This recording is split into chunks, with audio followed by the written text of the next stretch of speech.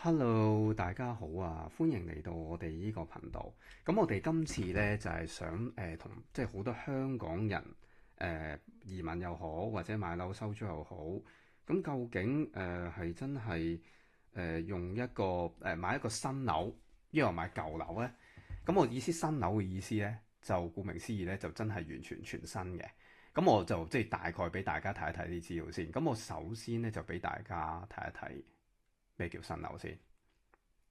OK，咁大家睇到依個呢，就係一個新樓啦，喺即係其中一個 WA 嘅地區啦，叫聖 Helens 啊 Strathlevel。咁唔係叫大家買呢個樓嚇，之後俾大家睇係咩樣。咁啊34萬9千幾啦，就四房三個 bathroom 1300幾尺咁樣樣。咁就即係都俾啲圖大家睇下，係嘛？哇，好靚仔喎！睇下係咪？咁呢啲唔係想像圖嚟㗎，呢啲係真實嘅圖嚟㗎嚇。咁你都見到其實都真係好市正係嘛？即係啲窗啊，你開到好低啊，好靚咁樣樣。咁呢度就睇完啦。咁我哋就俾一個即係即係冇話好舊啦，即係舊少少嘅。咁譬如好似依間就喺最受香港人歡迎嘅係啦，就係 WA14嘅，即係 Altrincham。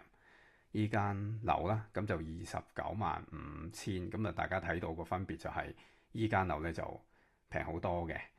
咁你睇依間屋就三房啦，一個廁所，咁你比較翻就即係喂得一個廁所，頭先嗰三個廁所咁已經價錢唔同啦。咁頭先嗰間大家記唔記得幾錢啊？34萬9喎，依間幾錢啊？29萬5喎，爭咗成即係都成差唔多6萬磅啦，例如咁。當然依個係一個靚啲嘅區啦。咁你睇，哇！你就係睇衣服你見到有幾舊啦，即係肯定唔係新嘅呢啲。咁你就睇到，哇！依啲櫥櫃真係年代感，依啲就真係我諗80年代啦，90年頭都問水。今日再睇落去，哇！個廁所舊到唔整唔掂，唔整住唔到人。係啦，提翻大家，依啲火爐位呢，如果買咗間樓，千祈唔好拆。因為火爐位咧，即係本地英國人係非常之咁中意嘅，咁啊保留翻去。咁咧係啦，即係睇翻啲櫃都非常之舊，哇！你睇下呢張牆紙，你睇下啲床，即係舊得係非常之緊要嘅。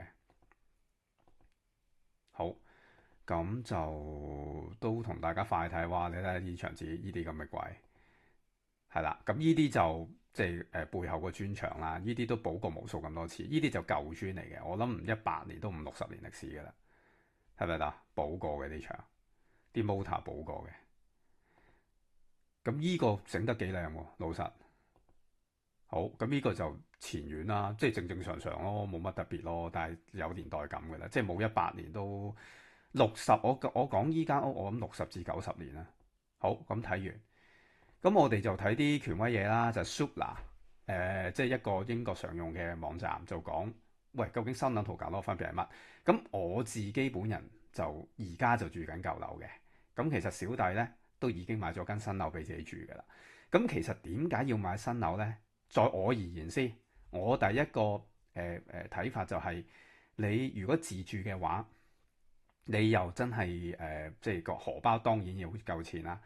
咁其實真係新樓同舊樓，我自己嘅分別係爭一倍嘅，係啦，真係爭一倍。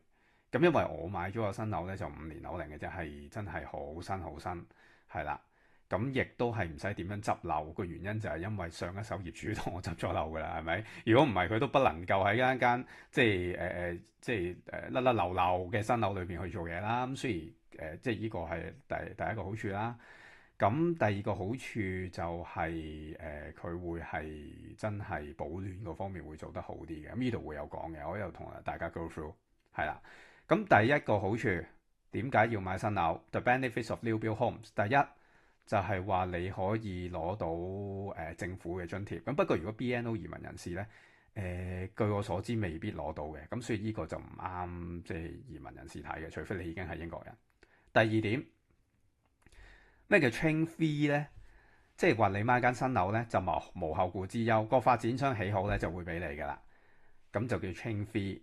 咁所以咧就即係你就係上個發展商咯，個發展商起好就得，你就住得啦。咁第三呢個就話新樓咧就係 more eco-friendly，簡單啲講，exactly 就係依句，佢嗰個即係俾電費、煤氣費個費用咧係會慳翻一年平均嚟講嚇，平均計2500磅，2500磅。咁呢個一定嘅，個原因就係因為你新樓嗰個所謂保暖做得好啲，佢用雙層玻璃，佢即係嗰啲 boiler 啊，或者冇呢個水箱啊，各方面一定係好啲嘅，你唔使諗嘅，你呢方面係啦。咁另外就係即係比較安全啦，新屋同埋比較即係嗰個所謂 security 嗰方面保安會做得好啲啦，因為始終大家都係一個新屋苑，即係基本上都好類似。你當係一個太古城咁啦，可能細過太古城啲，有200間屋喺個屋苑裏邊，就全部都係得嗰2層嘅平房咁樣樣。咁雖然唔會有行人輪等走入嚟嘅，你即係走入去都好礙眼嘅。咁所以治安好啲係事實嚟嘅。咁另外就係有一個即係英國所有樓咧都有一個叫做保養期嘅。咁其實佢有一個保養咧，就係10年期嘅保養。咁保養嗰間公司咧，大多數都係叫 NHBC，即係英國嘅 National Housing Building Council 嘅10年保養嘅。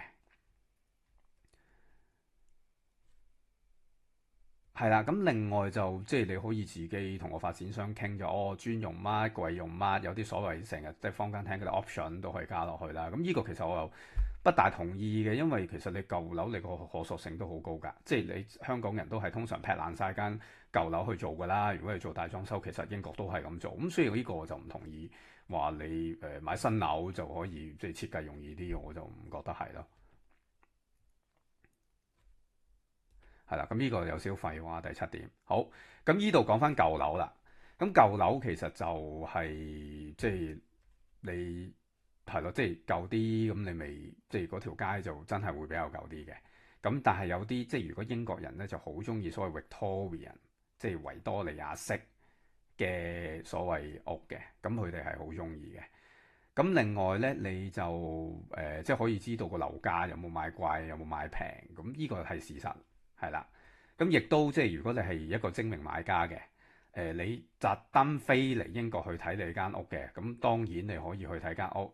咁但係我以我即係買過咁多間樓嘅經驗咧，其實就你肉眼睇唔到嘅，survey 啊都未必睇到嘅，係啊，因為你要明格，你去睇屋，你人哋有啲家私遮住噶嘛。遮住咗嗰啲位，咁佢漏水你點睇到呢？你咪就係睇唔到咯。咁所以呢個係有個風險嘅。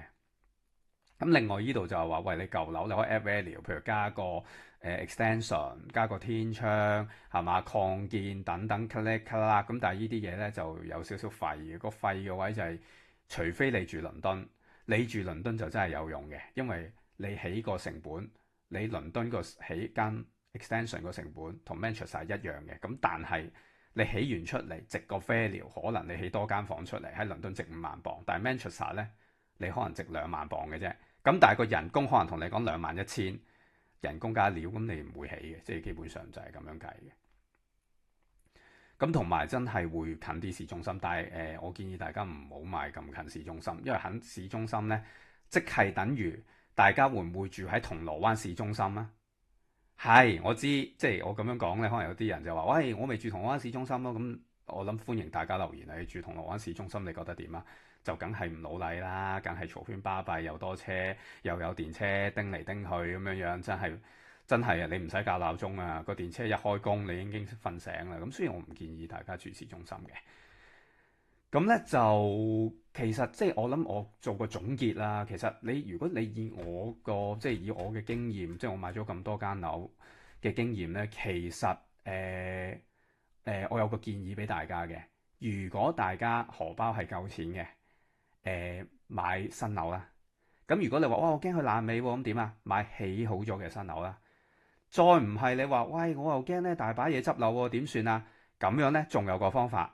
就係買咗，好似我而家啱啱買入咗嗰間，就係、佢可能咧都已經係即係喺上一手住咗可能2-3年或者5年，甚至5至10年嘅樓，其實都買咧係真係方便嘅。因為如果間樓有咩問題，個業主都住唔到5年啦，係咪啊？咁佢一定整好晒㗎，所以就冇問題嘅。咁當然，如果你話喂唔係，我純粹係收租嘅，我純粹係出租俾人嘅，咁你就其實我就建議你買舊少少嘅樓都冇所謂。咁但係當然你要揾個即係人，或者你揾我得嘅，揾個agent，即係揾個經紀去幫你睇清楚，係啦。你一定要委派個人睇，或者你自己去睇都得，係啦，或者係信得個人去同你睇亦得。咁所以就即係我就分享到呢度啦。咁如果大家有咩睇法嘅，歡迎大家留言啦。咁亦都請大家咧就 like、subscribe 同埋 share 我條片俾一啲即係將會移民或者想喺英國買樓嘅朋友仔。咁多謝大家嘅捧場先。咁下集再見，拜拜。